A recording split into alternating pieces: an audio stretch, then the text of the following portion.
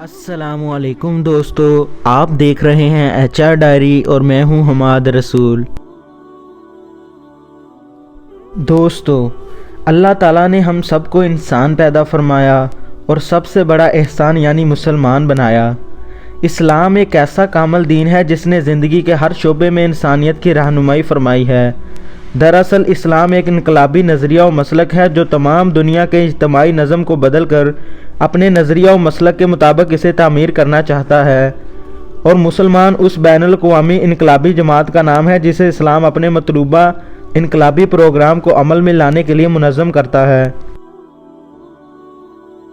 دراصل انسانیت کی فلاح کا جو پروگرام اسلام کے پاس ہے وہ کسی اور مذہب کے پاس نہیں۔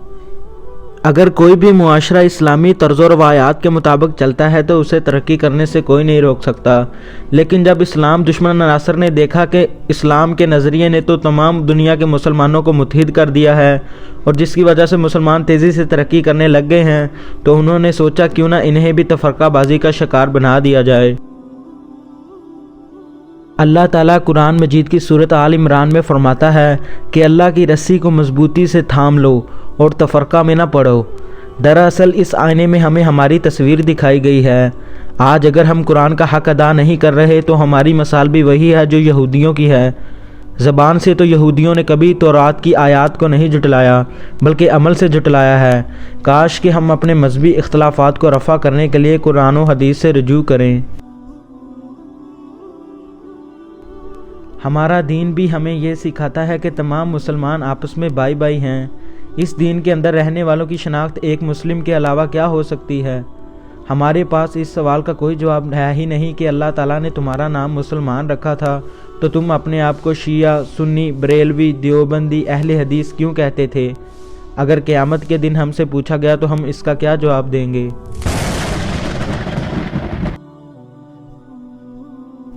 غالباً قرآن مجید کی کوئی صورت اس بات کی یاد دہانی سے خالی نہیں کہ ہم کون ہیں، کہاں سے آئے ہیں، کدھر جانا ہے، کامیابی و فلاح کا راستہ کیا ہے، ناکامی اور بربادی کا راستہ کون سا ہے۔ ان قرآنی آیات اور اللہ تعالیٰ کے احکامات کو جھٹلانے کی وجہ سے ہی آج امت مسلمہ ہر جگہ ذلیل و خوار ہو رہی ہے۔ اسی طرح اللہ قرآن مجید کی سورۃ انفال میں فرماتا ہے کہ اللہ اور اس کے رسول کے احکامات کی پابندی کرو اور آپس میں نفاق نہ ڈالو، ایسا کرو گے تو تم بزدل یعنی کمزور ہو جاؤ گے۔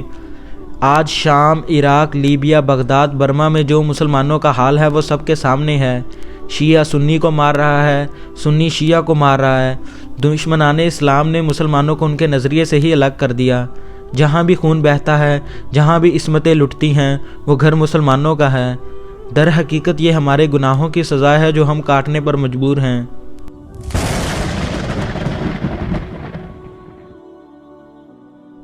حقیقت تو یہ ہے جب تک ہم ایک امت نہیں بنتے تب تک رسوائیاں ہمارے مقدر میں ہوں گی۔ دوستو، اگر ہم ماضی کی طرف دیکھیں تو خلافت عثمانیہ جو کئی صدیوں تک نہ صرف مسلمانوں کے اتحاد کا مرکز تھی بلکہ اپنے زمانے کی ایک عالمی طاقت بھی تھی، لیکن افسوس اس طاقت کو بھی قومیت پرستی نے تتر بتر کر دیا۔ خلافت کا خاتمہ ہوتے ہی چاروں طرف قومیت پرستی کی زہریلی ہوائیں چلنے لگیں اور عالم اسلام کا اتحاد سیاسی طور پر قائم نہ رہ سکا۔ آج اگر دشمنان اسلام مظلوم مسلمانوں پر مظالم ڈھا رہے ہیں تو وہ یہ دیکھ کر نہیں ڈھا رہے کہ یہ سنی ہے، یہ شیعہ ہے، بلکہ وہ یہ دیکھ رہے ہیں کہ یہ سب مسلمان ہیں۔ لیکن افسوس، مسلمان امت اتنے فرقوں اور جماعتوں میں بٹ چکی ہے کہ اپنا دفاع کرنے کی طاقت بھی نہیں رہی۔ دشمنان اسلام نے مسلمانوں کو قومیت اور صوبائیت میں تقسیم کر دیا ہے۔ انتہا تو یہ ہے کہ اب مسجدیں بھی فرقوں کے نام سے منسوب کی جاتی ہیں۔ یہ شیعوں کی مسجد ہے تو وہ سنیوں کی، یہ بریلویوں کی مسجد ہے تو وہ اہل حدیث کی۔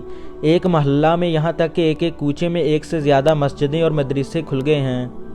یوں کچھ لوگوں کی ذاتی اغراض تو پوری ہوتی ہوں گی، مگر اسلامی اخوت و اتحاد اور یکجہتی کو جو نقصان پہنچتا ہے وہ معمولی نقصان نہیں ہے۔ آج اگر امت مسلمہ آپ صلی اللہ علیہ وآلہ وسلم کی تعلیمات و ہدایات پر عمل پیرا ہو کر ایک دوسرے کی عزت و تکریم کرنا شروع کر دے تو ہر قسم کی معاشرتی پیچیدگیاں جنہوں نے مسلمان امت کو پریشان کر رکھا ہے وہ خود بخود حل ہو جائیں گی۔ اب یہ ہم پر فرض عائد ہوتا ہے کہ اپنے تمام اختلافات ختم کر کے قرآن کریم کی طرف رجوع کریں اور اللہ کی رسی کو مضبوطی سے پکڑ کر ایک پلیٹ فارم پر جمع ہو جائیں۔ اللہ ہم سب کو مذہبی تفرقات سے بچ کر ایک مسلمان امت بننے کی توفیق عطا فرمائے، آمین۔ مزید اسلامک اور انفارمیٹیو ویڈیوز کے لیے ہمارے چینل کو سبسکرائب کریں اور بیل آئیکن کو دبانا مت بھولیے گا۔ Thanks for watching. اللہ حافظ۔